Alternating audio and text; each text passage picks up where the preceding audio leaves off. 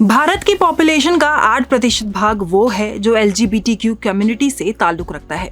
ये वो समुदाय है जो आज खुलकर जी रहा है।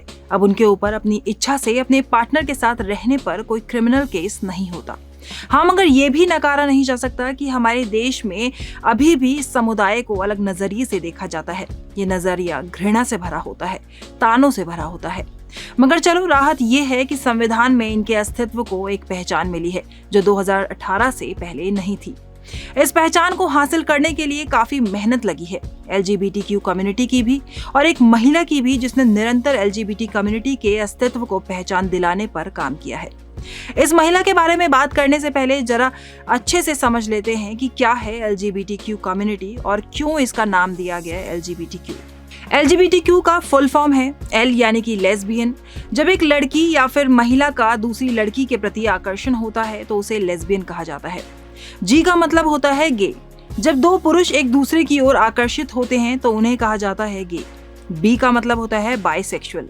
जब एक इंसान महिला और पुरुष दोनों से आकर्षित हो तो उसे बाइसेक्सुअल कहा जाता है। T का मतलब होता है ट्रांसजेंडर। ट्रांसजेंडर वो लोग होते हैं जो पैदाइशी कुछ और होते हैं और बड़े होकर उनकी फीलिंग्स बदल जाती है। यानी कि पैदाइशी कोई लड़का पैदा हुआ है और बड़े होकर अगर उसके अंदर लड़कियों जैसी भावनाएं जागृत होती हैं तो वो अपना लिंग भी परिवर्तित करा देते हैं। ऐसे ही पैदाइशी अगर किसी लड़की के मन में लड़कों जैसी फीलिंग आती है तो वो भी इसी कैटेगरी में आते हैं। Q का मतलब होता है क्वीर। ये वो लोग होते हैं जो ना अपनी पहचान तय कर पाए हैं और ना ही शारीरिक चाहत, यानी कि ये ऊपर की किसी भी श्रेणी में अपने आप को शामिल नहीं कर पाते हैं। ये तो बात हुई कि क्या है LGBTQ कम्युनिटी। अब बात कर लेते हैं कि LGBTQ कम्युनिटी को कैसे मिली समाज में अपनी एक जगह। LGBTQ कम्युनिटी को समाज में उनकी जगह दिलाने के लिए एक औरत ने 18 साल तक कड़ी मेहनत की। इनका नाम है अंजलि गोपालन। 1957 वो वर्ष था जब चेन्नई में उस बच्ची का जन्म हुआ जिसने LGBTQ कम्युनिटी की जिंदगी ही बदल डाली, यानी कि अंजलि गोपालन का। अंजलि ने भारत और अमेरिका दोनों जगह पढ़ाई की। अंजलि ने अमेरिका में एक ऑर्गेनाइजेशन के साथ करीबन 1 दशक तक काम करते हुए साउथ ईस्ट एशिया के माइग्रेंट्स के लिए काफी काम किया और उनकी मदद की। लेकिन कैसे अंजलि के मन में लोगों के लिए मदद की भावना आई? दरअसल हर इंसान की लाइफ में कोई ना कोई ऐसा इंसिडेंट जरूर होता है जिससे हमारी लाइफ में एक बड़ा बदलाव आता है। एक दिन अंजलि और उनकी दोस्त नाना नानी के ऊपर बात कर रहे थे। तभी उनकी दोस्त ने पूछा, तुम्हारे नाना नानी कहाँ रहते हैं? तो अंजलि ने बताया कि मेरे नाना नानी इस दुनिया में नहीं रहे। तभी पास बैठी अंजलि की माँ कहती हैं कि मेरे माँ बाप का कत्ल हुआ था भारत और पाकिस्तान के विभाजन के समय, वो भी मेरे सामने। और ये बात सुनकर अंजलि शॉक हो जाती है। उन्होंने अपनी माँ से कहा कि आपने ये बात आज तक मुझे क्यों नहीं बताई? जिसके जवाब में उनकी माँ कहती है कि ये कोई बताने वाली बात नहीं थी। अंजलि ने अपने माँ से कहा कि अगर मैं आपकी जगह होती तो मेरे मन में ये बात हमेशा रहती कि मेरे माँ बाप को विभाजन के समय में मुसलमानों ने मार डाला और बावजूद इसके कैसे आपके इतने सारे मुस्लिम फ्रेंड्स हैं। ये सुनने के बाद अंजलि की माँ कहती है कि मैं उम्मीद करती हूँ कि ये मैं तुम्हारे मुंह से आखिरी बार सुन रही हूँ। उन्होंने आगे कहा कि जिसने मेरी देखभाल की वो भी एक मुसलमान ही था।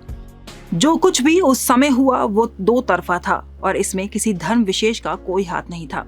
और ये बात अंजलि के मन में घर कर गई, जिसके बाद उन्होंने किसी भी कारण से लोगों को जज करना बंद कर दिया और ऐसा करते हुए उन्हें लगने लगा कि उनके अंदर इंसानियत बढ़ती जा रही है, जिसके बाद वो लग गई जरूरतमंदों की मदद करने में। फिर अंजलि ने 1994 में नाज फाउंडेशन की स्थापना की, जिसमें वो HIV एड्स के मरीजों की मदद करती थी। 2 साल की मेहनत के बाद 1996 में नाज फाउंडेशन की मदद से दिल्ली में पहला HIV क्लिनिक खोला गया। इसके बाद 2001 में होमोसेक्सुअलिटी को अपराध मानने के खिलाफ अंजलि गोपालन ने एक PIL दायर की। ये PIL थी उस कानून के खिलाफ जो भारत के ही कुछ नागरिकों को खुलकर सांस नहीं लेने दे रही थी। IPC सेक्शन 377 वो सेक्शन था जो 1861 में ब्रिटिशर्स द्वारा लागू किया गया था। ये लॉ था जिसमें कहा गया था कि all sexual acts which are against the order of nature would be a criminal act. जिसका मतलब था कि वो सभी सेक्सुअल एक्ट जो प्रकृति के आदेश के खिलाफ होंगे वो दंडनीय अपराध होंगे, यानी कि होमोसेक्सुअलिटी। असल में अंजलि गोपालन 1996 से इस पर काम कर रही थी और इसी दौरान वो कई लोगों की काउंसलिंग भी किया करती थी।